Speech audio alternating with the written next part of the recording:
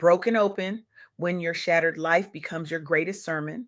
Welcome to Soft Girl Era, the sacred space where strong Black women unlearn survival, rediscover softness, and reclaim the joy, rest, and freedom they deserve without guilt, without apology, and without explanation.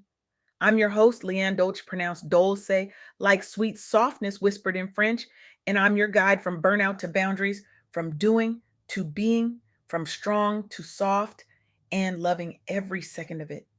Today, I want to talk to you about something we rarely say out loud, that your breaking point might actually be your breaking open, that the thing you think disqualified you might be the exact thing that qualifies you. And I want to do that by sharing insights from a woman who is living this truth in real time.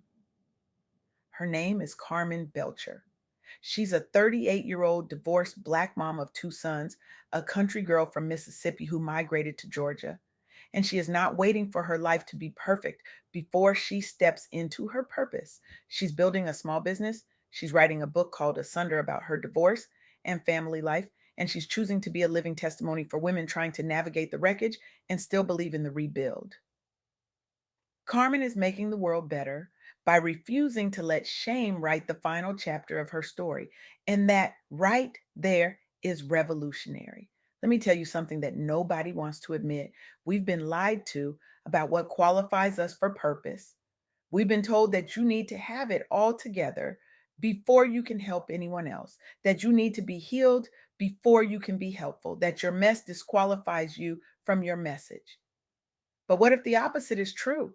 What if the very thing you're ashamed of, the divorce, the financial collapse, the public failure, the betrayal, what if that's not your disqualification, but your ordination?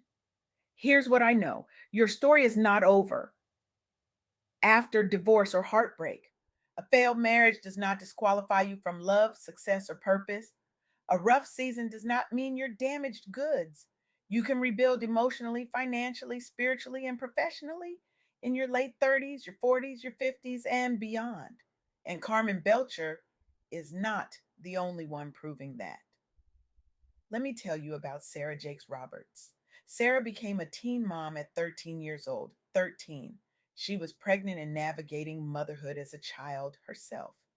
And if that wasn't hard enough, she later went through a divorce in her early 20s, all while being the daughter of one of the most well known pastors in the world, T.D. Jakes. Imagine that. Imagine growing up in a high profile Black church family where the pressure to be perfect is suffocating. Imagine feeling like you ruined your life before you even understood what life was. For years, Sarah wrestled with shame, identity, depression, and the feeling that she was the black sheep in a family of lions. But here's what Sarah did: she stopped running from her story. She turned around and ran straight into it. She wrote books like Lost and Found and Woman Evolve. She stepped into leadership roles. She became a co pastor of the Potter's House at One LA and the Potter's House Denver. And today, she draws thousands of women globally to conferences and digital platforms centered on healing and purpose. Her work has normalized discussing divorce, shame, and mental health in Black faith spaces, particularly for women who feel they've messed up their lives. Sarah shows Black women that their story with God does not end with divorce or early mistakes. It can actually be the beginning of their assignment. And then there's Marshawn Evans Daniels. Marshawn was a high achiever, a lawyer, a branding expert, a former contestant on The Apprentice, a Miss America finalist. From the outside, she appeared to have it all. And then, just days before her wedding reception, she discovered her fiance's infidelity. Days before. Can you imagine? The invitation sent, the dress hanging, the future planned, and then betrayal. That heartbreak could have destroyed her. But instead, it became the catalyst for her book, Believe Bigger, and a new era of purpose, coaching, and faith based business, especially for women of color. Marshawn chose to end the relationship. She prioritized self worth in alignment with her faith values. She devoted time to healing, prayer, and reflection, asking God what was next for her life.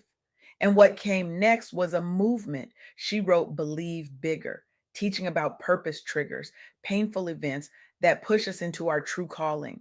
She launched coaching and business programs for women. She became a sought after speaker, coach, and author in the Christian personal development space. Marshawn's story has helped many Black women reinterpret betrayal and relational pain as a doorway into a higher calling, not the end of their story. She presents a model for combining faith, emotional healing, and entrepreneurship. And let's talk about Lisa Price. Lisa started Carol's Daughter as a small home based business making natural beauty products in her Brooklyn kitchen. She was a Black woman and mother with very little capital, operating out of her home while juggling family responsibilities. She built her business slowly but consistently, selling at flea markets, craft fairs, and through word of mouth in Black communities. She centered her products and messaging on the real needs of Black women's hair and skin, grounding her brand in her personal story and family roots. She named it after her mother, Carol. Over time, Carol's Daughter grew from a kitchen experiment into a nationally recognized brand, carried in major retailers, and was later acquired by L'Oreal. Lisa became a visible example of a Black woman who turned her personal story and family life into a business that serves millions, while speaking openly about perseverance and faith in herself and her vision. Carol's Daughter opened doors for more Black owned brands and mainstream beauty retail and demonstrated that Black women's stories and needs are powerful economic forces. Lisa's journey shows how a Black woman can transform her lived experience and family story into a sustainable business with persistence, community, and vision. So here's what I want you to hear. Sarah, Marshawn, Lisa, they didn't wait for their lives to look perfect before they moved. They took one honest step in the life they were living right then. And that's exactly what Karmen Belcher is doing. She's not waiting for the pain to disappear. She's not waiting for the shame to fade. She's writing the book. She's building the business. She's raising her sons. She's showing up. Now let's talk about what it really means when we say God's hand is steady even when your life feels shattered. Because faith isn't just about Sunday morning praise, it's about Monday morning panic attacks. It's about signing divorce papers and still believing you're worthy of a future. It's about looking at your two sons and deciding that even though you didn't get the marriage you prayed for, you're going to give them the mother they deserve. Faith for women like Carmen has been both deeply spiritual and very practical. It's guided decisions about children, work, boundaries, and healing. And that's the kind of faith that doesn't make it onto inspirational quote graphics. That's the kind of faith that shows up in the middle of the night when you're wondering how you're going to pay the bills and still have enough left over to keep your peace. That's the kind of faith that doesn't perform, it persists. You are not perfect, but you are proof that God's presence can carry you through. You are proof that you can be broken and still be building. You can be healing and still be helping. You can be in your soft girl era and still be strong, just in a different way. Here's the thing, your pain can become a platform. Your life, your business, your book, these are tools to serve others. Carmen is using her experience as a divorced Black mom from Mississippi, now living in Georgia, to build a small business and to write asunder, transforming her story into something that helps others. And here's what I need you to understand: the stories we are ashamed of are often the exact stories that will liberate someone else. Somebody right now is sitting in their car, crying in a parking lot, wondering if they made the wrong decision to leave. Somebody is lying awake at night, staring at the ceiling, wondering if they'll ever feel whole again. Somebody is scrolling through social media, comparing their shattered life to everyone else's highlight reel and feeling like a failure. And your story, the one you've been hiding, the one you've been ashamed of, that story might be the one that saves them. So here's what I need you to do. First, tell the truth about where you are. Stop pretending everything is fine. Have one honest conversation this week with God, with a journal, or with a trusted friend or therapist about what hurts and what you need. Just one. That's it. You don't have to fix it all today. You just have to be honest about it. Second, take one small step toward your next chapter. For some of you, that might be writing one page of your own story. For others, it might be registering your business name or revisiting a dormant side hustle. Maybe it's booking a consultation, legal, financial, or therapeutic to get unstuck. Don't wait for your life to look perfect before you move.